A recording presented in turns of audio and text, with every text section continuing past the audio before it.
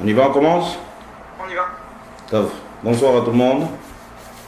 Et on va continuer Bezrat Hashem les cours sur les halachot de Shabbat qu'on a déjà débuté il y a quelques mois.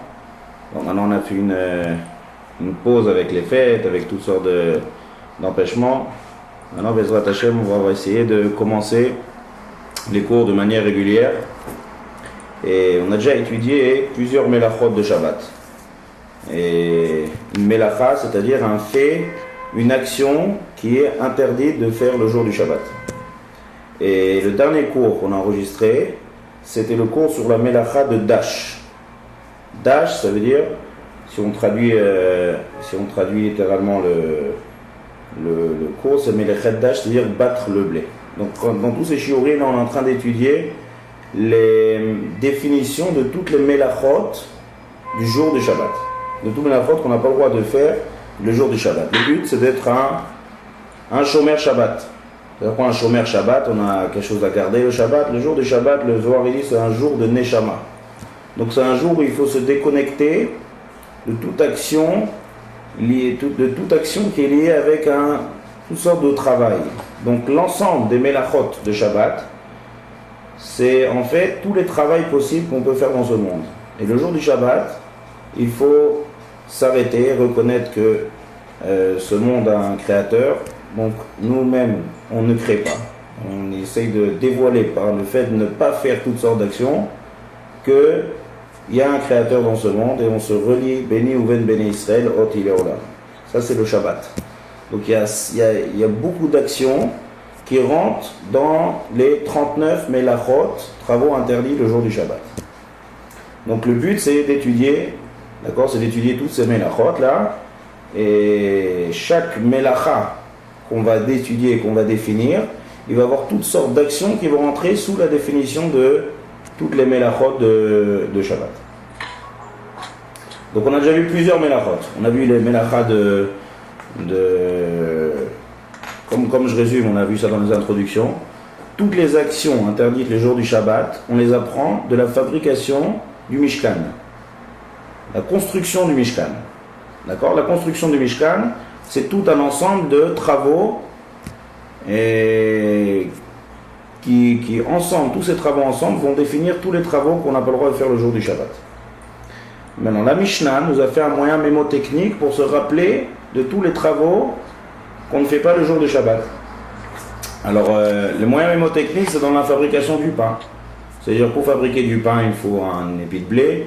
Il faut d'abord se labourer, ensuite il faut semer, après il faut cueillir, après il faut battre le blé, il faut séparer les écorces du blé, il faut moudre, il faut cuire. Donc, toutes les étapes, ça va être une melacha. Donc, pour se rappeler de toutes les étapes, et comme ça il y a dans la fabrication du blé, comme ça il y a dans la couture, comme ça il y a dans plusieurs choses, plusieurs actions. Et comme ça on se rappelle de toutes les actions qui sont interdites le jour du Shabbat. Alors maintenant dans la série des cours qu'on a étudiés, on se trouve dans on a fait Zoré, Achoresh, Kotser, Dash, on se trouve dans la 5e Melacha. C'est-à-dire dans l'étape du blé tel que ça on voit dans les Mishnayot de Shabbat, on est à l'étape de Melechet Dash. Dash, c'est-à-dire, si je traduis, alors dans chaque melacha, elle a un nom. Alors comme on a bien expliqué dans tous les cours auparavant, chaque melacha, elle a un nom. Ce nom-là, on traduit, il y a une traduction. Mais la traduction de cette melacha, ça n'explique pas la melacha. Il faut définir, il faut une définition. Il y a une grande différence entre définir quelque chose et traduire quelque chose. Lorsque je traduis quelque chose, c'est une melacha spécifique qui avait au Mishkan.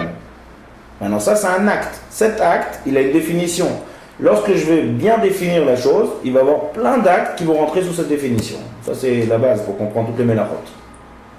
Donc si je regarde par exemple au Mishkan, à la construction du Mishkan, une étape importante de la construction du Mishkan, c'est la melacha de Dash. Où c'est qu'on avait besoin de battre quelque chose pour construire le Mishkan? Il n'y avait pas de blé au Mishkan. Dans le désert, on ne battait pas le blé. Alors c'est quoi Melechet Dash? On avait besoin de couleurs pour faire la tenture des pots du Mishkan. On avait besoin de couleurs. Et pour faire ces couleurs, il y avait des graines de couleur. Des graines bleues, des graines rouges. De là, on faisait cuire ces graines, on obtenait la peinture pour pouvoir tendre les pots, toutes les pots du Mishkan. Il y avait en bleu ciel, il y avait en rouge et toutes les couleurs. Donc maintenant, ça c'est ce qu'il y avait au Mishkan. Alors, comme je vous ai dit tout à l'heure, moyen mémotechnique pour nous, parce que c'est toutes les étapes, on utilise ça en blé, un grain de blé. Ça veut dire le Tana de la Mishnah. Mishnah, ça veut dire les Mishnayot dans le Shabbat. Pour se rappeler de cette étape qu'il y avait au Mishkan, on va dire ça en blé, la même action dans un grain de blé. Je prends un grain de blé, je bats le grain de blé pour pouvoir faire sortir la graine. Donc au Mishkan, on battait les graines de couleur pour pouvoir faire sortir la graine de couleur. Nous on va, quand on dit la melacha de dash, c'est battre le blé. C'est la même chose. Que je bats le blé, un grain de blé ou un grain de couleur, c'est la même chose. Alors nous, pour qu'on se rappelle et que ce soit plus facile lorsqu'on a toutes les étapes de la fabrication du blé, alors on va utiliser ça, on va appeler ça la melechet de dash. Alors, est-ce que c'est compréhensible là, ce que je viens de dire, ou il y a quelqu'un qui ne comprend pas ce que j'explique là?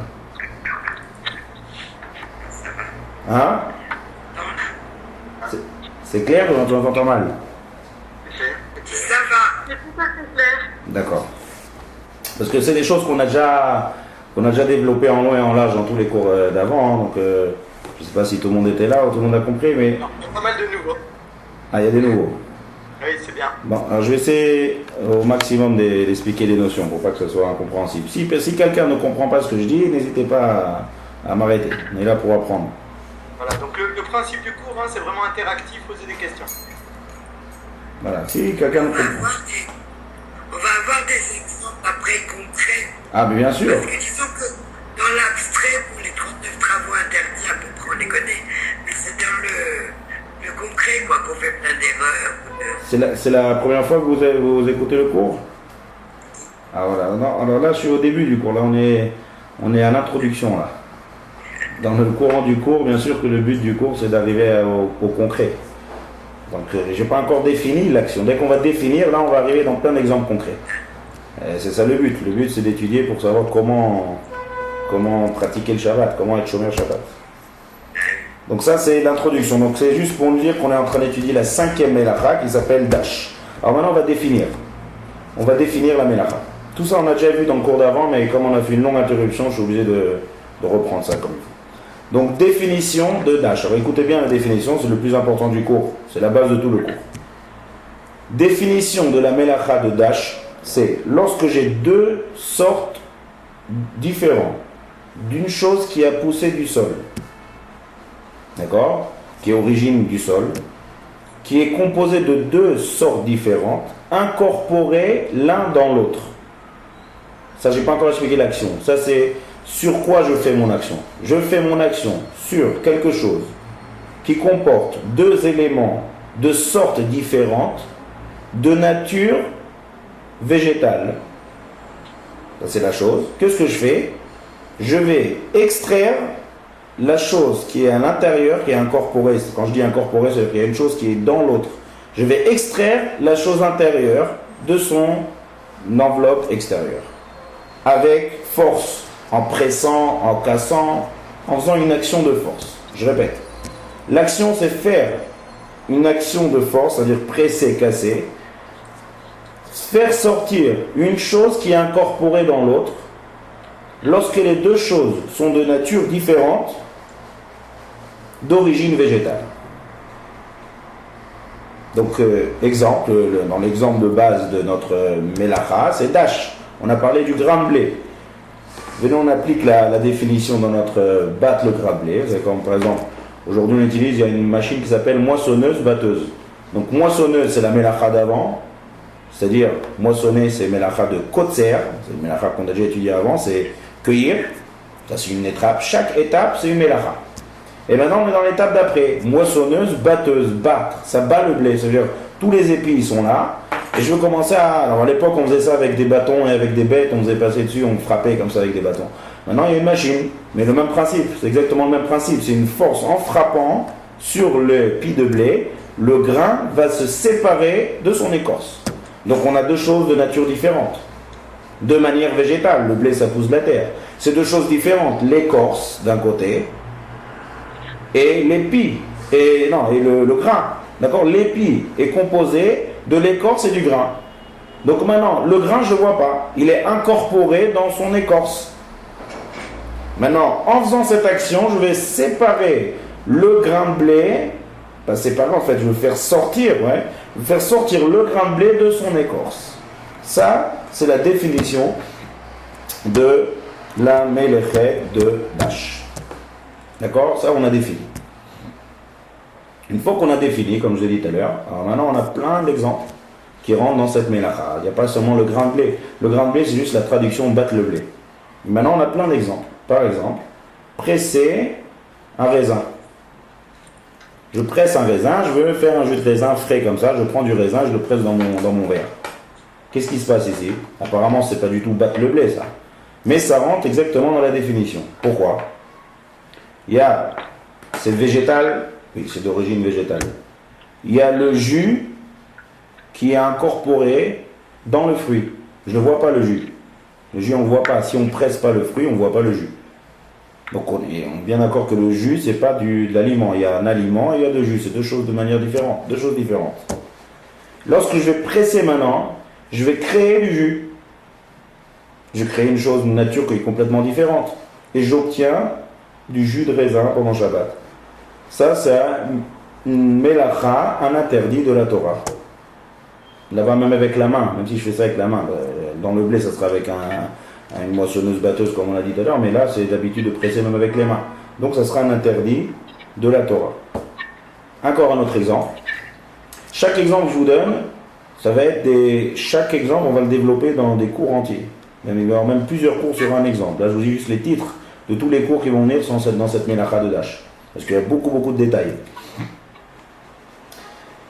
Traire une vache. Traire une vache. Un fermier qui veut traire ses vaches le jour du Shabbat. Alors les vaches, on est obligé de les traire tous les jours. Donc, pardon? Pardon? C'est pas végétal. Oui, c'est ce que j'allais dire, c'est pas du végétal. Très bonne remarque, très bonne remarque. Lorsqu'on arrivera au cours sur... je vous ai dit, on a fait les titres des cours là. Lorsqu'on arrivera au titre de cours, on traitera cette question. Je n'ai pas envie de m'attarder à l'introduction, mais c'est une très bonne remarque. Très très bonne remarque. D'accord? Lorsqu'on arrivera en temps voulu, on expliquera ça, ce principe. Et donc on a une vache, d'accord? On traite, on a le pied de la vache, on traite le lait. D'accord? Le lait, il est incorporé dans le pied de la vache. Maintenant, le lait, c'est une boisson. La vache, c'est un aliment. Enfin, quand elle est vivante, c'est une vache. Là, ce qu'on a tué, ça devient de la viande. Donc, c'est quelque chose qui est complètement différent. Donc là, même s'il est vivant, c'est une vache, c'est une bête. Ça n'a rien à voir avec le lait. Et le lait, on ne le voit pas. Il est incorporé dans la bête. En pressant sur le pied, je donne naissance à du lait. Je fais sortir le lait. Donc ça, c'est une mélacha de la Torah. D'accord? Qui est Dash, qui rentre dans la définition. Exactement dans la définition. Alors on va voir comment on fait pour traire les vaches. Qu'est-ce qu'on va faire avec un fermier? Qu'est-ce qu'il va faire avec des vaches le jour du Shabbat? On ne peut pas, tous les jours il faut traire les vaches. Ça aussi on va voir en détail lorsqu'on va arriver à ça, les attachés. Encore un autre exemple. Tous les exemples que je vous donne, comme je dis, c'est des titres de tous les shiurim qu'on va développer au fur et à mesure. J'ai un habit qui est rempli d'eau. D'accord? Et je vais essorer cet habit. Donc encore une fois, qu'est-ce qu'on a ici là? On a un habit. L'habit à la base c'est végétal, c'est fait avec de la laine, du lin, toutes sortes d'habits, du coton, c'est végétal. Et le liquide qui est incorporé dans l'habit, il est dans l'habit, on ne voit pas le liquide. Dès que je vais presser et je vais essorer, alors je vais faire sortir le liquide qui est incorporé dans l'habit. Donc là, il y a plein, il y a les éponges, il y a les serpillères, il y a énormément de choses qui sont très techniques le jour du Shabbat qui rentrent dans cette définition de Melechet, Dash. Ça s'appelle en hébreu Sochet, presser. Alors tout à l'heure on a parlé de presser des jus, là maintenant on est en train de presser des habits. Des habits qui sont imbibés de liquide, en pressant. Donc il y a l'action, il y a presser, il y a l'origine qui est végétale, et il y a les deux choses différentes. L'habit de son liquide. Le liquide il est venu dans l'habit et maintenant je vais essayer de l'enlever de l'habit. Donc il y a exactement encore la même définition qui revient encore une fois dans la Melechet de Dash. Donc vous voyez comment, lorsqu'on commence à définir les choses, on a une panoplie d'actions qui rentrent, et donc chaque action, on va l'étudier, il y a énormément de détails dans les jus, il y a énormément de détails dans la traite, pareil aussi une femme qui allait, c'est pareil, on a le même principe, il y a énormément de détails, comment on fait. Et puis toutes les halakhot qui sont liées à toutes les éponges, tous les habits qui sont imbibés, lorsque j'ai un liquide qui se renverse sur ma table, comment je fais pour nettoyer, j'arrive à presser, à essorer, d'accord, on rentre dans plein de détails que, Bezrat Hashem, on va étudier au long des cours. On est loin de finir la Melachat de Dash, on va prendre plusieurs cours. Maintenant on commence... C'est plus des extrapolations que des détails, parce que le blé, l'écorce, bon, je veux dire, vous me diriez, une noix, on peut pas l'ouvrir pour extraire le fruit, une pistache, on peut pas l'ouvrir pour extraire le fruit, ça ressemble au blé, à l'écorce, à la graine du blé, mais, je veux dire, je vois pas le rapport avec le lait, avec la maman qui allait, ou avec la serpillère et l'eau, quoi. Je vois plus le rapport du tout. Alors, je sais pas d'où ils sont vous avez parlé... Alors vous avez parlé de deux choses là. Très bien, vous avez parlé de deux choses. Vous avez parlé de la pistache. Alors la pistache, j'arrive dans quelques minutes avec la pistache. D'accord? Dans quelques minutes, j'arrive à parler de la pistache. Maintenant, ce qu'on a parlé, c'est une excellente remarque, c'est-à-dire pourquoi, d'après ce que je viens de dire, alors on n'a pas le droit de manger des pistaches Shabbat? Non? Si on ne peut pas offrir le blé, prendre l'écorce d'un côté, la graine de l'autre, je ne vois pas pourquoi on pourrait le faire pour les pistaches. Excellente question. Là, je vois un rapport. Voilà. Donc, c'est-à-dire, vous voyez le rapport, mais vous ne comprenez pas comment on mange des pistaches Shabbat. C'est ça? Je ne mange pas, mais... Alors, non, mais pistaches ou noix ou toutes sortes de choses qui sont des écorces. Le principe d'une écorce, voilà, alors on va expliquer. l'intérieur de l'écorce. Alors, on va y arriver tout de suite. On va y arriver tout de suite aussi, ça. Maintenant, quant à la vache, quant à par exemple traire une vache, le rapport il est très clair, comme je viens d'expliquer. Si on définit une action, si je définis une action, et la définition de l'action, c'est extraire une chose qui est incorporée dans l'autre, lorsque les deux choses sont différentes, d'accord? Eh bien, c'est exactement ce que je suis en train de faire lorsque je crée une vache. D'accord, ok. Alors, pourquoi vous ne comprenez pas le rapport? Non, d'abord on avait parlé de végétaux. Non, parce que... Oui, si on se tient à extraire, d'accord, je comprends, c'est une extraction, ok. Mais, rien, c'est le fait que le blé, je comprends, mais je veux dire... Bon, voilà, mais je vous laisse continuer pour mieux comprendre. D'accord. En tout cas, le rapport est très clair. On a tout... l'histoire du blé, je me demandais, est-ce qu'on a le droit de manger des noix? Est-ce qu'on a le droit de manger des pistaches? Alors ça, on y arrive. Même d'ouvrir une orange. On y arrive tout de suite. Très bien, les l'orange aussi, très bien. On y arrive tout de suite à ça pour expliquer. En tout cas, les exemples que j'ai donnés, les habits qui sont imbibés de liquide, la vache, traire la vache, enlever un blé de son écorce, les trois actions qui ont apparemment rien à voir, apparemment extérieurement c'est très différent, mais quand on étudie les Lechot Shabbat de manière claire, eh ben on voit qu'il y a un point commun à ces trois actions. Et dans Shabbat, on ne regarde pas les traductions et on regarde pas, c'est pas nous-mêmes qu'on va essayer de faire ressembler une chose à une autre. C'est le limut, c'est la halacha, le limut Torah, qui vont nous dire quoi ressemble à quoi. C'est des définitions. Donc on a exactement trois actions qui sont apparemment différentes l'une des autres, mais il y a la même définition dans les trois. Donc dès qu'il y a cette définition, qui dit définition de la Melechet Dash, ça veut dire que faire cette action, c'est un interdit de la Torah de Melechet Dash. D'accord? Maintenant, on va continuer. D'après ce qu'on vient de dire, on va continuer en fait à définir, oui, parce qu'on n'a pas encore fini de bien expliquer la définition. Lorsque j'ai dit qu'il y a deux sortes, je vous donne un exemple par exemple. Si on a parlé de ça le cours d'avant. Si j'ai des haricots verts, dans les haricots verts, il y a des petits, comme des genres de petits pois à l'intérieur. Maintenant, on ne les voit pas ces petits pois. Donc maintenant, j'ai un haricot vert comme ça, fermé, cuit en face de moi. Maintenant, je vais essayer d'enlever, je vais presser sur l'haricot vert et il y a les petits morceaux qui vont sortir. Est-ce que c'est interdit ou pas? Est-ce que c'est Melechet Dash? C'est la même chose. Alors, rappelez-vous de... Pardon? Je vois pas pourquoi ce serait interdit. C'est Oui. la même chose. C'est pas une chose différente. C'est interdit ou c'est permis? Je crois que c'est permis. Pourquoi c'est permis? Mais c'est pas deux choses différentes. Il a fait très très bien. On fait deux mots, les deux parties. Voilà, exactement. C'est ça la réponse. C'est-à-dire que c'est pas deux choses différentes. L'haricot vert, il est mangeable. Le petit pois, il est mangeable. Et dans la définition, on parle de deux choses qui sont différentes. Très bien. Donc ça, c'est l'explication pourquoi on peut presser même le haricot vert et le faire sortir. Malgré que dans l'action que je suis en train de faire, je suis en train de presser et je suis en train de faire sortir une chose qui est incorporée dans l'autre. Mais il manque la définition de deux choses différentes. D'accord? On continue. On a parlé tout à l'heure de guidoulé karka. Guidoulé karka, ça veut dire qu'il faut que ça vienne ça provient de naturel. Si j'ai une éponge synthétique, imbibée d'eau, et que je presse sur l'éponge, est-ce que j'ai fait une interdit de la Torah ou pas de Dash? Est-ce que ça rentre sous cette définition ou pas? Pas végétal. Si c'est synthétique, c'est pas végétal. Donc il n'y a pas d'interdit de la Torah. Ça sera par contre interdit par les Chachamim. On va voir ça par la suite parce que ça ressemble. Mais l'interdiction de la Torah, il ne sera pas dans une éponge qui sera synthétique. Pourquoi? Parce qu'il manque la condition de végétal. Ce que vous avez remarqué tout à l'heure dans le coup de la vache de traire, la vache c'est considéré comme quelque chose de végétal. On expliquera ça en temps voulu. Maintenant, on arrive au... Oui, encore un autre exemple où je vais vous montrer que aussi il n'y a pas de dash. Par exemple, est-ce que vous connaissez les dates? Normalement, quand on achète des dates comme ça dans un paquet, et les dates ils sont déjà détachées de leur tige.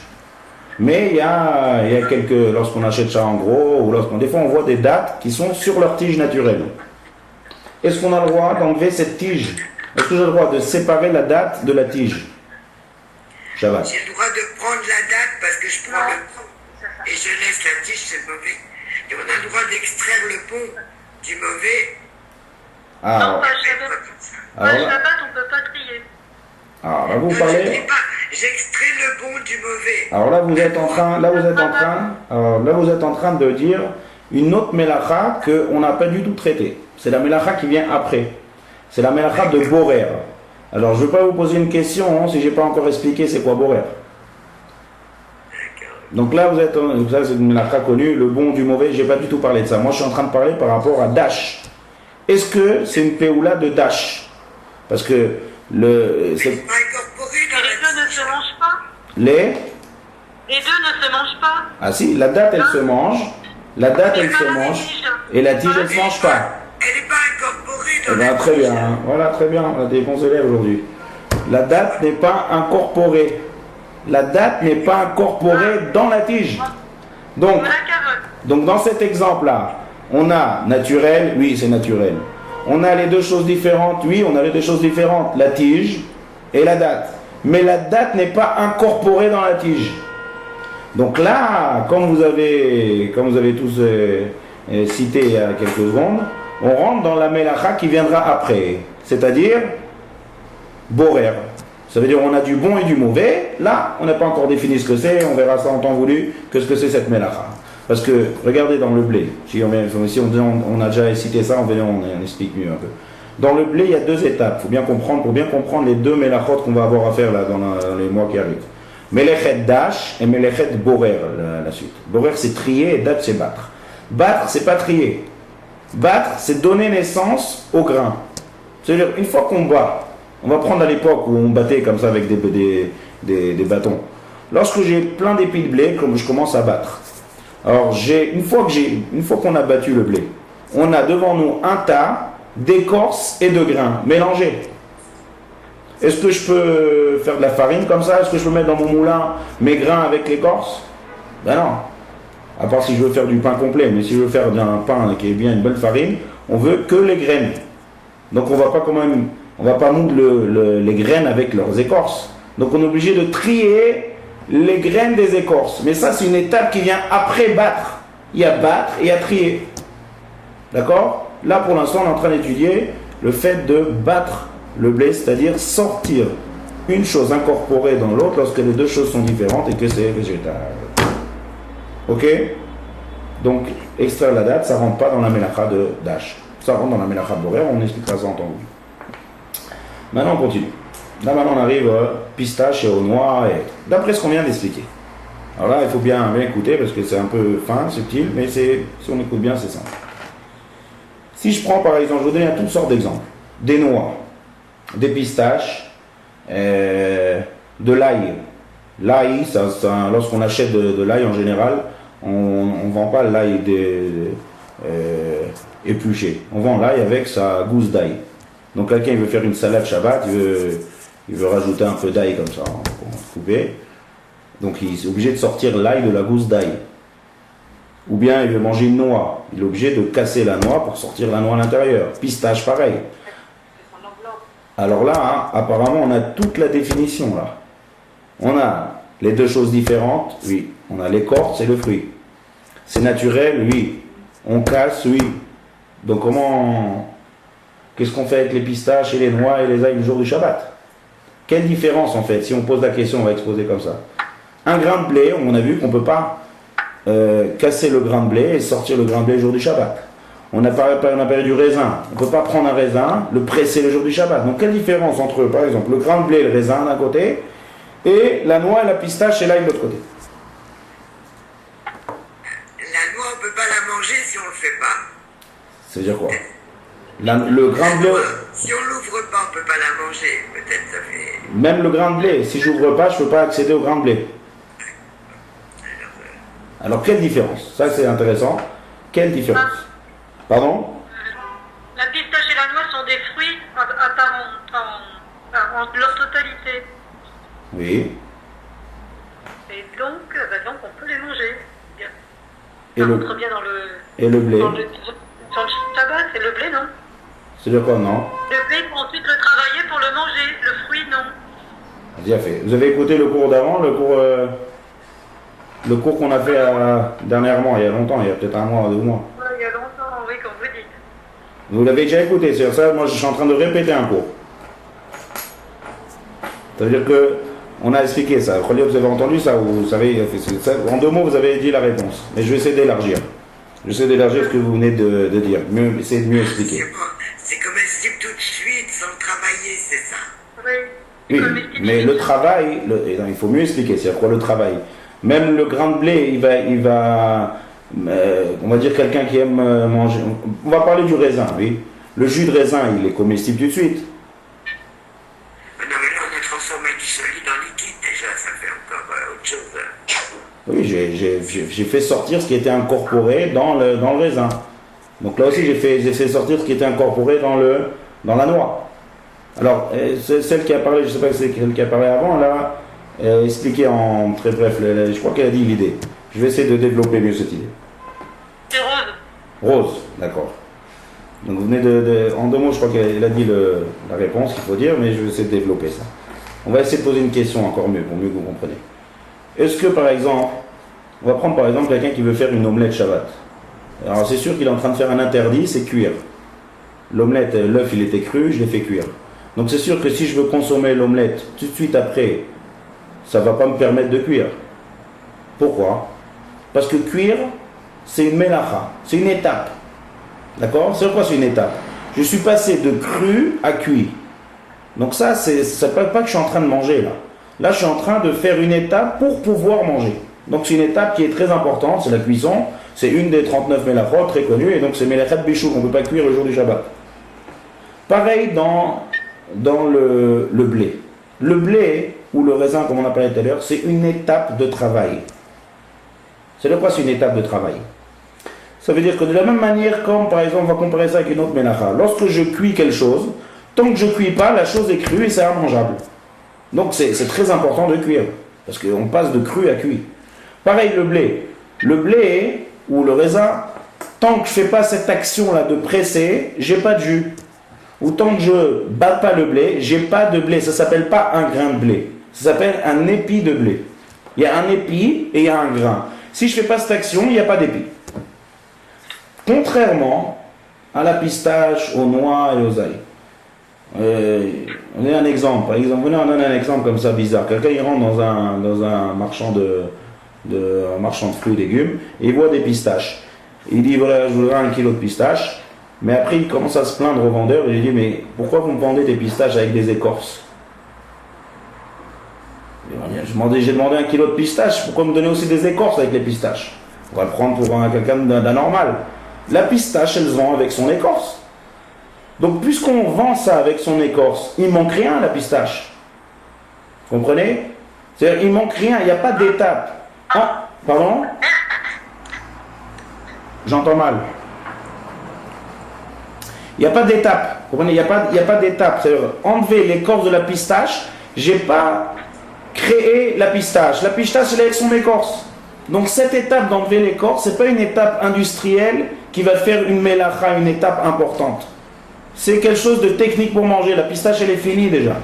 Pareil pour le fruit, on a parlé de quelqu'un tout à l'heure, l'orange avec son écorce. On vend une orange avec sa pelure. Donc le fait d'enlever une pelure, c'est quelque chose de technique. C'est pas une étape importante que maintenant, voilà, j'ai fabriqué une orange. Non, on n'a pas fabriqué une orange. L'orange, elle est déjà avec sa pelure. Tandis que le jus, faire du jus, ça c'est quelque chose qui n'existait pas. Et en pressant sur le fruit, maintenant je veux créer le jus. Le blé, pareil, je vais créer le blé. Donc ça, c'est l'explication que tant que mon étape, elle n'est pas importante et je n'ai pas créé quelque chose de nouveau. Ça veut dire que quand je demande à quelqu'un de moi un grain de blé, ou donne-moi, par exemple, je demande, donne-moi un jus de raisin, on ne va pas lui amener du raisin. Le jus de raisin, il n'est pas là, c'est du raisin, c'est pas du jus de raisin. Ah, tu veux presser et créer le jus maintenant, ça c'est une étape importante.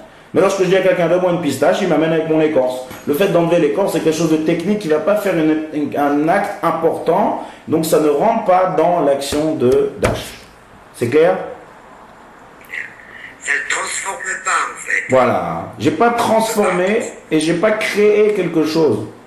Les mélachot de Shabbat, c'est des choses qui sont créées. C'est comme on a dit tout à l'heure au début du cours, on essaye de se relier le jour de Shabbat au jour du créateur du monde. C'est ça l'idée de Shabbat. Donc nous, il ne faut pas qu'on crée des choses. Donc les actions de Melachot, c'est des actions qui sont créées, qui ont créé quelque chose, une action importante. Ces actions-là, elles ne sont pas assez importantes, malgré que extérieurement, elles répondent à toute la définition qu'on a expliquée au début du cours.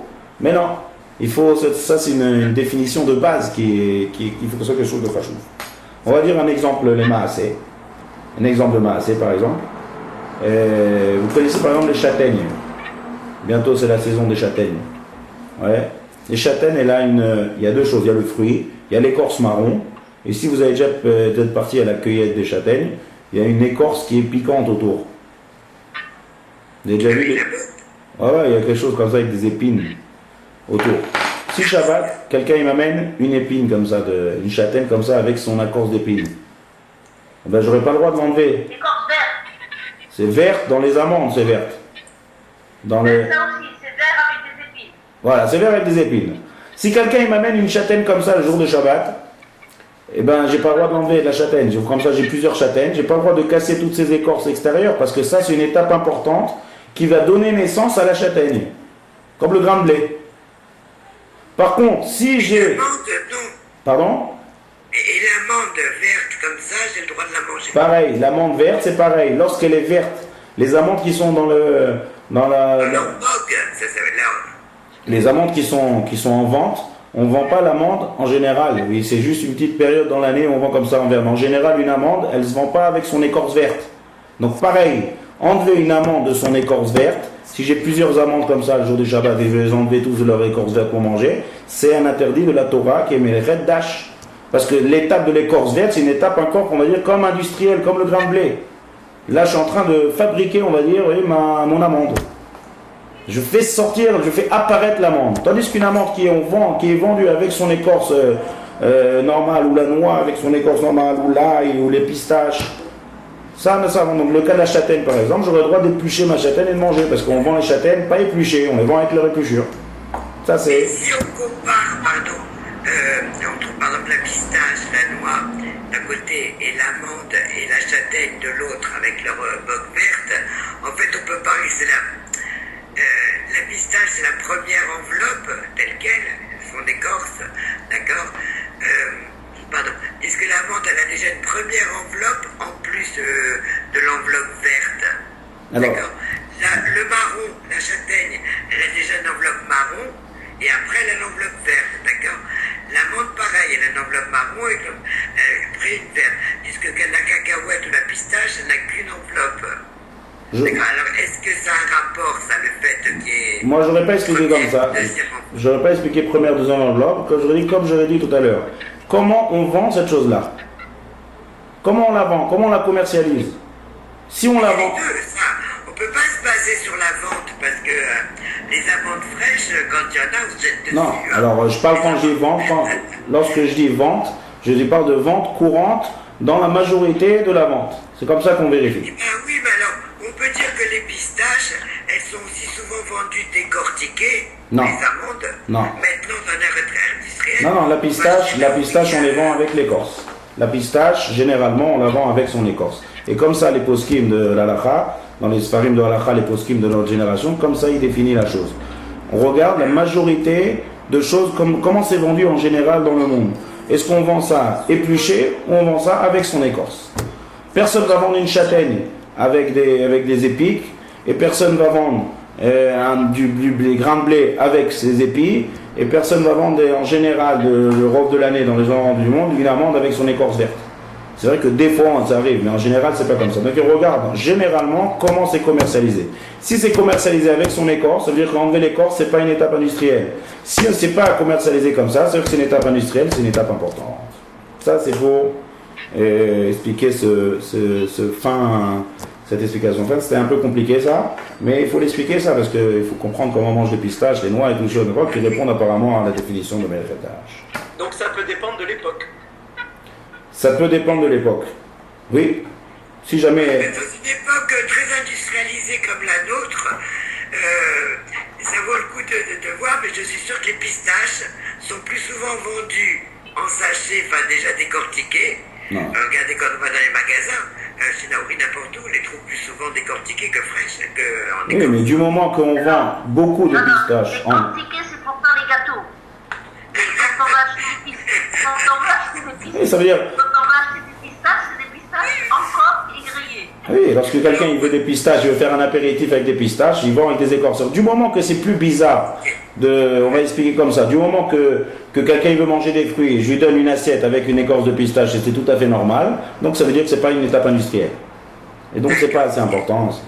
J'avoue que ce point-là, il est assez fin, mais bon, on a essayé d'expliquer au maximum. Maintenant, on continue. Maintenant, on va passer au deuxième sujet. Le sujet, c'est presser les jus de fruits.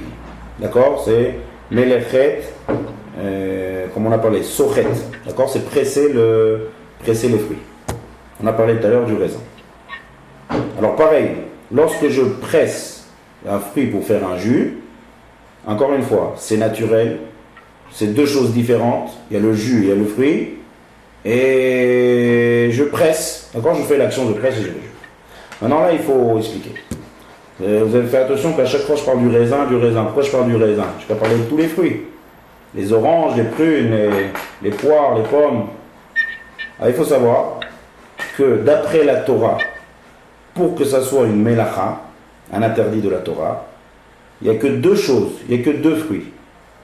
Le raisin et l'olive. Tous les autres, le raisin et l'olive. Tous les autres fruits, il n'y a pas d'interdit de la Torah et il n'y a pas melechet dash. Tous les autres fruits que je veux faire du jus, comme on est en train de développer ce sujet-là, ça c'est une fourrage, c'est marqué clairement dans la Gemara, c'est marqué clairement dans la Mishnayot, dans la Lacha, c'est que Zetim et Anavim. Zetim c'est les olives, Anavim les raisins. Bilvad, comme ça la chaîne de la Gemara. Que Zetim et Anavim Bilvad. Tandis que si je prends tous les autres fruits, d'accord, tous les autres fruits que parfois on fait avec eux du jus, il n'y aura pas d'interdit de la Torah. Alors quand il n'y aura pas d'interdit de la Torah, il y a un interdit des Rabbanan, des Chachamim, de presser tous ces fruits-là. On va tout de suite expliquer pourquoi. Et il y a une troisième sorte de fruits qu'on ne presse pas, que personne ne fait du jus.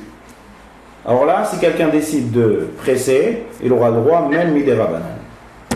Donc, je répète. Il y a Melacha de Dash. Lorsque je parle de Melacha, ça il faut bien, je répète, pour bien que ce soit clair. Lorsqu'on dit le mot Melacha, c'est la Torah qui nous a dit de ne pas faire des Melachot. Donc lorsque j'ai dit une définition de Melacha, c'est un interdit de la Torah. D'accord? On va dire quelque chose qu'on répète souvent. Mi de Oraita. C'est en araméen. Oraita, c'est la Torah. Mi, ça veut dire de la Torah. Dès que je dis c'est des Rabbanan, c'est les Chachamim. Comme on a expliqué dans un des cours de l'introduction, qui sont tous enregistrés d'ailleurs, un des cours enregistrés, on a expliqué en long et en large ce que c'est les interdits des Chachamim. Pourquoi les Chachamim interdisent et dans quel type d'interdit. On a expliqué une des sortes que les Chachamim interdisent, c'est quelque chose qui ressemble à la chose de la Torah. Dès que ça ressemble, alors c'est pas nous qu'on décide, c'est les Chachamim qui décident qu'est-ce qui ressemble et qu'est-ce qui ne ressemble pas. Même si à nos yeux ça ressemble ou ça ne ressemble pas, peu importe. C'est pas nous qu'on fixe, c'est les Chachamim.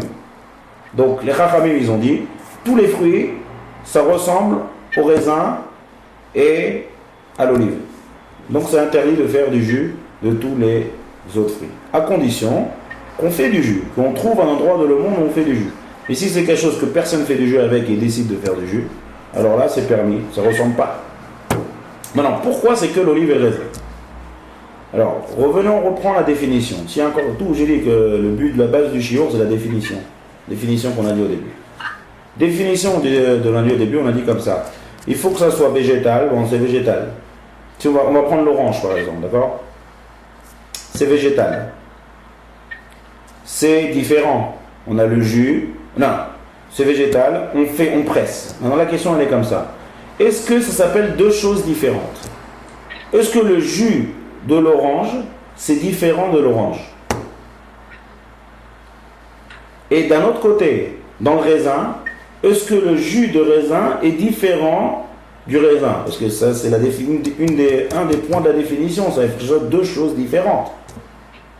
Alors là, il faut bien comprendre qu'il y a seulement, si je dis qu'il n'y a que l'olive et le raisin qui sont interdits de la Torah, c'est-à-dire qu'il n'y a que l'olive et le raisin qui répond à cette définition. Ça veut dire que le raisin, le jus de raisin, ça s'appelle jus. Le jus de l'olive qui est l'huile, ça s'appelle jus. Tous les autres choses, ça ne s'appelle pas jus. C'est-à-dire quoi ça ne s'appelle pas jus? C'est un jus d'orange. Alors l'explication elle est comme ça.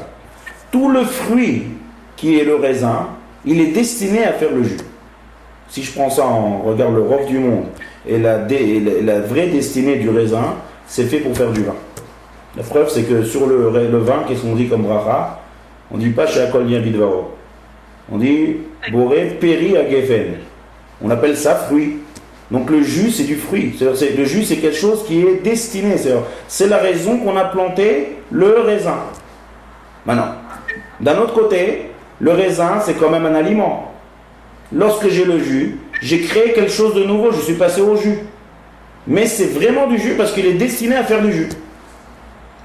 Tandis que les oranges, les autres fruits, la pomme, lorsqu'on commercialise la pomme et lorsqu'on vend des pommes, c'est fait pour être mangé. Maintenant, c'est vrai qu'il y en a qui prennent ça et qui pressent, mais ce n'est pas destiné à ça, c'est destiné à manger. Donc même si moi je presse, ça n'a pas fait perdre le titre de fruit à ma pomme ou à mon orange. Donc, j'ai pas fait extraire quelque chose de différent du fruit. Ça restera une partie intégrante du fruit. Seulement quelque chose qui est fait destiné pour son jus, il s'appellera jus. Et donc, c'est deux choses différentes. Et donc, je rentre dans la mélacha de Dash. C'est clair ou c'est assez compliqué ça à comprendre? Est-ce qu'on fait des gens qui mangent des olives et qui mangent des raisins? Oui, il y en a des gens qui mangent. Ça ne veut pas dire que personne ne mange les olives et les raisins. Seulement, en majorité, en majeure partie, à quoi les olives et à quoi les raisins sont destinés? À faire de l'huile et à faire du vin. C'est vrai qu'on mange, mais c'est comme on dit à l'inverse. Les pommes, est-ce que les pommes sont faites pour faire du jus de pomme ou pour manger des pommes? Quand je regarde la majorité du monde et la majorité des choses que quelqu'un a planté des pommiers, pourquoi il a fait ça? Pour commercialiser des pommes ou faire du jus de pomme? Alors c'est vrai qu'il y en a qui vont faire ça pour faire du jus de pomme, mais en grande partie du monde, le titre c'est fait pour la pomme. C'est pas fait pour le jus. Donc le jus c'est pas quelque chose de différent. Ça c'est l'explication. On regarde la globalité, comment ça se passe dans le monde. Voilà. Je veux dire, supposons qu'une entreprise comme Tropicana, voilà. elle achète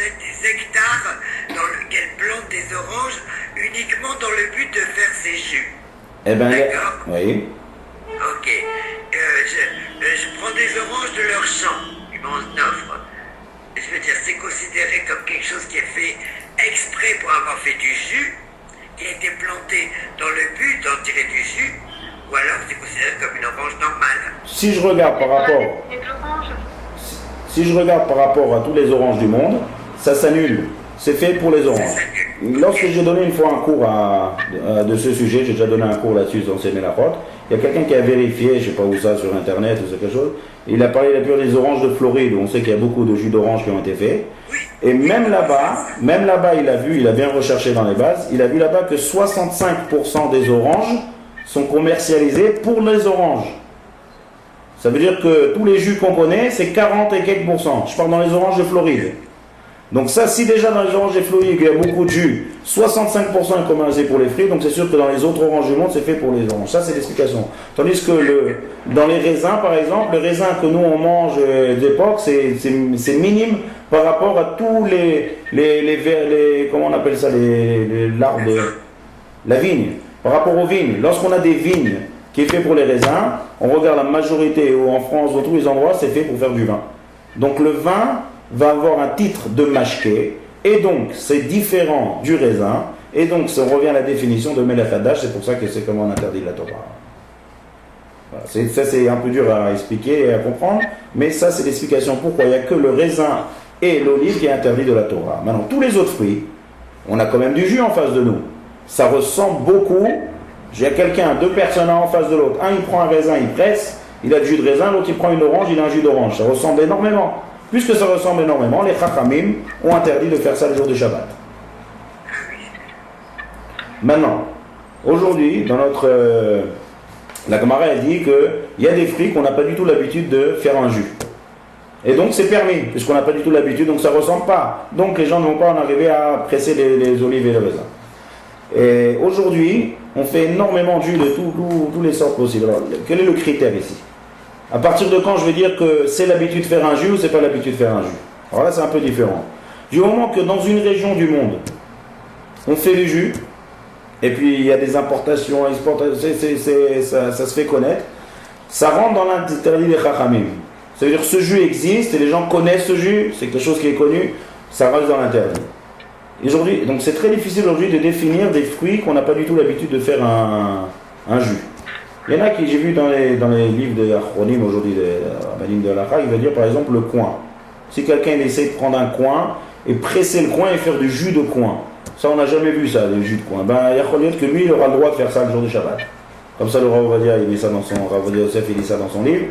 Le coin, c'est rare. Aujourd'hui il est vraiment rare. Il y a énormément de fruits, même la pastèque. Aujourd'hui il y a des endroits où on fait des jus de pastèque. Donc il y a énormément de fruits aujourd'hui qui ne rentrent pas dans l'olive et dans le raisin, mais qui seront interdits par les Chachamim. Mais pardon, mais par exemple le citron. Ah, le citron. Vous avez des bonnes questions. Le citron, c'est un cours... On le mange pas comme ça en général. On le prend pour le jus. Alors, excellente remarque. Si vous avez perdu du citron, Bezrat Hashem, la semaine prochaine, à cette heure-ci, on fera un cours entier sur le citron. Parce que le citron c'est spécial. C'était prévu de toutes les manières. Mais le citron, il sort de l'exception. Le citron, c'est très spécial. C'est l'exception qui confirme les règles. Voilà. Donc pour ça, pour expliquer, presser un citron, il va falloir un cours entier. Bezrat Hashem, la semaine prochaine, on va parler de ça. On continue. Mais c'est une très bonne remarque. Très bonne remarque. On continue maintenant. Oui. Si par exemple, j'ai des variantes qui sont imbibées de vinaigre, d'accord, et que je presse maintenant ces variantes-là, d'accord, je vais avoir un peu de vinaigre. On va dire, j'ai pas de vinaigre chez moi à la maison, je sais que j'ai des cornichons qui sont pleins de vinaigre. Voilà, j'ai dit un cas extrême comme ça. Ouais. Donc je presse mon cornichon et j'obtiens du vinaigre et j'utilise ce vinaigre-là. Alors ça aussi, c'est un interdit des Chachamim. Pourquoi ? Parce qu'il y a toutes les raisons ici. C'est le cornichon, c'est quelque chose de végétal. Le vinaigre, c'est quelque chose de différent du cornichon. Ça ressemble aux étim ve'anavim. Ça s'appelle aussi pressé. Donc toute chose, quand je parle de cornichon, ça peut être aussi par exemple des légumes qui sont imbibés d'eau et que je veux utiliser cette eau. Pareil, C'est encore une fois une chose incorporée dans l'autre, que je presse et que j'obtiens. Ça rentre aussi dans la définition de l'interdit des chachamim. Donc on résume. Olive, raisin, interdit de la Torah, dash. Tous les autres fruits, ou dans une région du monde, on a l'habitude de faire du jus, ça rentre dans... c'est pas du jus, le raisin et l'olive, mais les chachamim ont interdit parce que ça ressemble. Quelque chose qui est assez rare, comme on l'a dit, le coin, qu'on n'a pas du tout, personne fait dans aucun cas du jus, là on aura le droit de presser du jus. Et les variantes ou les légumes bouillés où ils sont imbibés d'eau, et que je veux utiliser cette eau qui vient, j'aurai pas le droit de presser ça à titre de chachamim, parce que ça ressemble au raisin et aux olives. Maintenant, on va parler de la même chose de tous les cas qu'on vient d'expliquer, mais autre chose. Je presse pas pour utiliser le jus. Par exemple, j'ai des raisins qui sont un peu acides comme ça, j'aime pas leur jus. Donc je presse, mon but c'est de manger le raisin. Mais ils sont trop juteux. J'aime pas que c'est trop juteux, donc je presse, mais j'utilise pas le jus. Mon but c'est d'utiliser le raisin. Donc je suis pas en train de... Si j'essaye de comparer ça à l'origine de Melachet Dash par exemple, battre le blé. Pourquoi on bat le blé? On bat le blé pour utiliser le grain de blé. On presse le raisin pour utiliser son jus de raisin. Là je presse, mais mon but c'est pas d'utiliser le jus. Alors est-ce que j'aurai le droit de faire ça Shabbat ou pas? Alors pour savoir ça, il faut retourner en arrière dans les cours d'introduction, les kalim de Shabbat. On a parlé de Melacha chez Enat Sricha Legoufa. Ça veut dire quoi ça? Quand on définit une Melacha, elle a un but. Chaque Melacha, elle a un but. Si je fais une Melacha, pas dans le but où elle fallait, alors ça ne devient plus interdit par la Torah, mais ça devient interdit par les Chachamim. L'exemple qu'on a donné, quelqu'un qui fait un trou dans le sol, c'est choresh, c'est-à-dire c'est creusé, d'accord, c'est labouré. Mais si son but de labourer, c'est pour pouvoir mettre après une graine à l'intérieur. Mais lui, il veut utiliser la terre. Il ne veut pas utiliser le trou. Eh ben, c'est plus interdit par la Torah. C'est interdit par les Chachamim. Parce que le but n'a pas été là. Et toutes les étapes qu'on a parlé, c'est une étape avec un but. S'il n'y a pas le but. Donc pareil, si quelqu'un qui a un raisin trop juteux, qui veut essayer de presser le raisin pour manger le raisin, mais pas pour utiliser le jus, ça sera un interdit des Chachamim. D'accord? Et donc, on descend, ça sera interdit, mais pas par la Torah. C'est Melacha chez Natsra Legoufa, le Shulchan Aruch, il y a une marloquette rishonim là-dessus, mais le Shulchan Aruch a tranché que c'est un interdit des Chachamim. Maintenant, si j'ai une orange trop acide, ou bien une orange trop juteuse, ou bien par exemple, quelque chose de très fréquent, j'ai un concombre ou des variantes qui sont trop macérées dans le vinaigre. Donc maintenant, moi, j'aime pas les variantes. J'aime bien les variantes, mais c'est trop imbibé de vinaigre. Donc je vais les prendre Shabbat, je presse le vinaigre et je mange la variante. Est-ce que j'aurai le droit? Est-ce que j'aurai le droit? Alors là, la halakha, elle est qu'on a le droit. On peut presser. Pourquoi on peut presser? Venons réfléchir. Pourquoi tout à l'heure on a interdit? Vous vous rappelez, j'ai parlé des exemples, on va prendre l'exemple de la variante. Oui. Pour mieux expliquer, on va dire l'orange. C'est la même chose, mais pour expliquer, c'est plus clair. L'orange, on va prendre deux personnes. Un qui prend de l'orange pour faire du jus d'orange.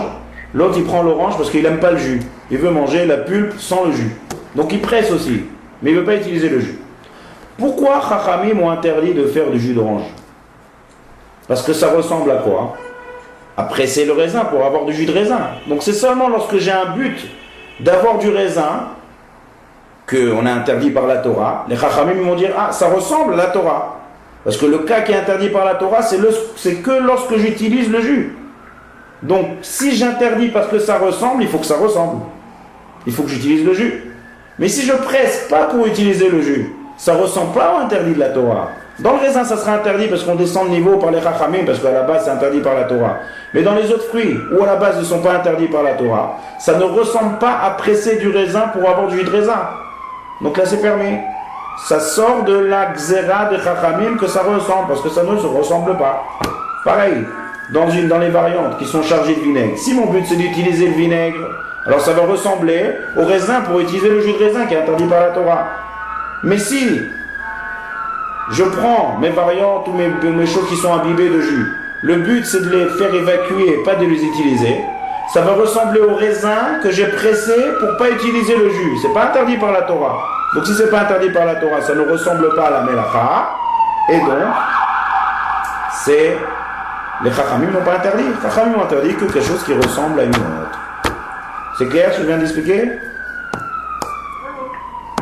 Donc ça, c'est l'explication pourquoi c'est pas interdit par la Torah. Un autre exemple classique. Je suis en train de manger une pamplemousse. Alors quand on mange la pamplemousse, en général, comme c'est trop acide, ouais, donc on coupe comme ça en deux, et on met du sucre comme ça dessus, d'accord? Et après on prend une cuillère et on plante la cuillère dans la pamplemousse.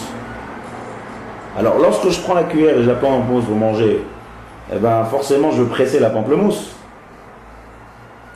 Mais mon but c'est quoi? Mon but c'est de manger la pamplemousse, c'est pas de faire du jus de pamplemousse. Donc si en route, je presse, et en pressant, en prenant la pamplemousse dans du jus qui va sortir, mon intention c'est pas de presser de la pamplemousse, c'est de prendre ma pamplemousse. Donc il n'y a pas d'interdit ici. Donc c'est moutard. On peut planter, quelqu'un veut même donner un enfant, quelqu'un mange, l'homme il est en train de planter, et son but c'est de manger, et bien même s'il y a du jus qui va sortir en pressant, puisqu'il n'a pas l'intention de faire du jus et d'obtenir du jus, ça sera aussi permis. Ça rentre exactement dans le même principe. Voilà. On continue encore un petit Nekuda et on s'arrêtera là avec cette Nekuda. Il y a quelque chose qui s'appelle dans le Lachon de l'Agmara, toujours dans le même sujet, oui. On clôture juste le sujet.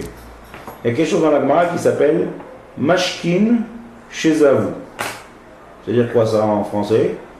Du jus qui coule. Le jus qui coule. C'est-à-dire quoi ça? Si par exemple, on va parler du raisin ou des olives, je prends des raisins, et j'ai une assiette avec des raisins. Maintenant j'ai mis beaucoup de raisins là-bas, il y avait des raisins qui étaient mous et tout. Au fond de l'assiette, il y a du jus qui s'est formé. J'ai pas pressé. Le jus pendant Shabbat, il s'est formé comme ça avec tous les raisins que j'ai. Alors les Chachamim ont interdit de boire ce jus. Pourquoi? Parce que dès que j'ai du jus qui sort pendant Shabbat des raisins, et que moi je veux boire ce jus, je suis intéressé par ce jus, Chachamim ont été gozer, ont interdit de peur que c'est bon ce jus de raisin. Donc je vais en arriver à prendre des raisins et à presser. Donc, puisque je vais en arriver à presser, donc le jus qui coule automatiquement des raisins, Chachamim ont interdit de le boire. Ça c'est fréquent sur les fraises par exemple. Voilà. Si on fait des fraises de sucre, bien. Pas seulement sur les fraises. Toute salade de fruits que je fais, et évidemment, à la fin du bocal, il va y avoir du jus qui va s'écouler des fruits. Donc c'est pour ça que j'ai dit seulement le raisin. L'interdit des Chachamim, je complète tout ce qu'on va dire. L'interdit des Chachamim, tout part de la base de qu'est-ce qui est interdit par la Torah et qu'est-ce qui est interdit par les Chachamim. Si les Chachamim ont interdit le jus, c'est seulement des aliments qui sont destinés à faire du jus. C'est-à-dire que si j'ai chez moi des oranges que j'ai achetées destinées pour faire du jus d'orange. Alors là, si je fais une salade d'orange, et je mets mes oranges comme ça et j'ai du jus qui découle, puisque c'est destiné à faire du jus, là ça sera interdit de boire leur jus. Mais si c'est des fruits qui sont destinés à manger, si j'ai du jus qui coule de soi-même, alors là on ne va pas en arriver à presser, parce que mon but c'est de les manger ces fruits, c'est pas de les presser. Et puis même si je les presse, ça sera un interdit que des Chachamim. Donc, le jus qui découle de tous les fruits, de soi-même, bien sûr on peut les manger, il n'y a pas d'interdit des Chachamim. L'interdit des Chachamim, il sera que sur deux choses. Ou bien sur des raisins, que là les raisins, que ça soit destiné à manger ou à boire, puisque en général c'est fait pour leur jus. Donc, le jus qui coule soi-même d'un raisin, ça sera interdit de le manger de peur qu'on presse, parce que presser c'est un interdit de la Torah. Mais dans tous les autres fruits, si c'est destiné à boire, si c'est destiné à manger, alors là le jus il sera moutard, si ça coule de soi-même on pourra le manger. Mais si c'est destiné à boire, c'est-à-dire cette personne-là, chez elle a acheté ça exprès pour boire, là ça rentre dans l'interdit des Chachamim, puisqu'il a toute son intention c'est de faire du jus.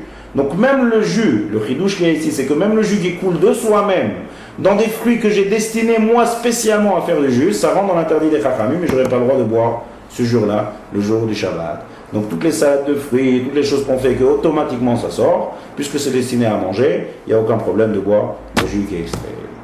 Donc ça, on a un peu clôturé. On n'a pas encore fini avec les jus. La semaine prochaine, les attachés, on continuera encore. Il y a encore plusieurs détails à voir dans le pressé des jus. Mais en tout cas, ce qu'on a vu aujourd'hui, on a parlé de toutes les choses qui sont entourées de leurs écorces. D'accord? Qu'est-ce qui rentre dans la définition de dash? Qu'est-ce qui ne rentre pas dans la définition de dash? Comme on a expliqué, les différentes sortes d'écorces, qu'est-ce qui est commercialisé, qu'est-ce qui n'est pas commercialisé. Et deuxième sujet qu'on a abordé aujourd'hui, c'est les jus. C'est le deuxième sujet qui rentre de dash. Et on a vu que dans la mélacha, il n'y a que deux sortes de choses qui sont interdites par la Torah. Le raisin et l'olive. Parce que c'est destiné dans l'Europe, dans la majorité du monde entier, à faire du jus. Donc c'est deux choses qui sont différentes, donc ça rentre dans la définition. Tous les autres fruits, ça n'interdit les chachamim du moment que dans une région du monde on fait du fruit.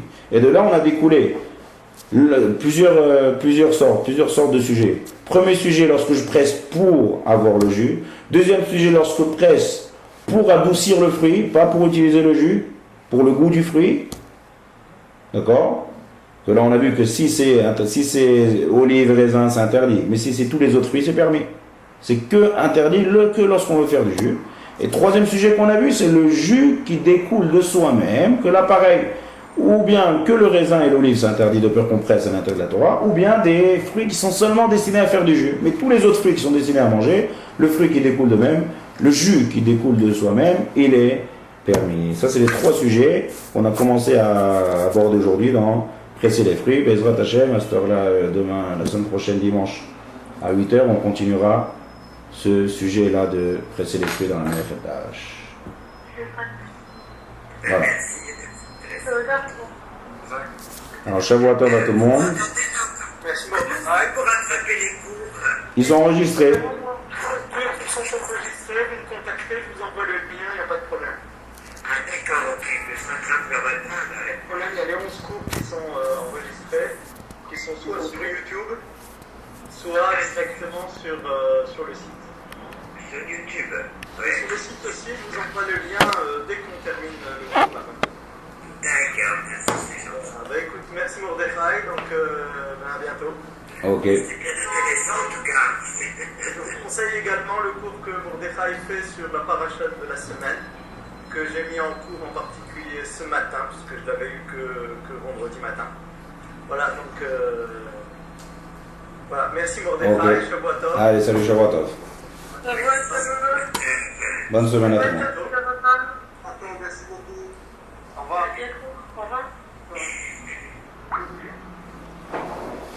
Aïe, aïe, aïe, qu'est-ce que t'es?